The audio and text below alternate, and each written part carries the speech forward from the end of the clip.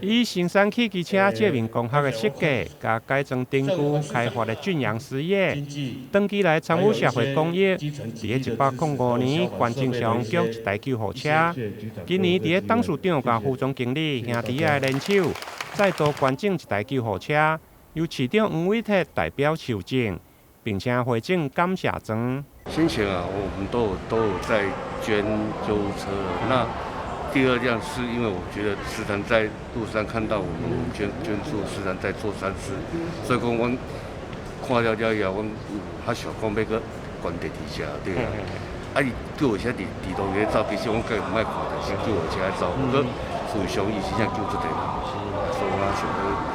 持续的加做，对啊。感谢我们这个俊阳。我们的蔡董事长也是我们的好朋友台南市民的好朋友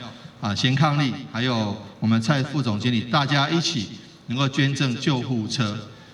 人家说救人一命胜造7级浮屠那我们其实一部救护车的平均寿命一天大概出勤至少5次以上吧至少我们有说我不敢说一年这样加起来1年就要出勤很多次那抢救了生命那护送了这个伤患或者病患，然后这个或者是执行防疫的工作，其实这个都是让我们非常非常谢谢。上午的关正仪式伫市府2楼的广场举行，专车救护设备包括车身8层保格纹的大纸，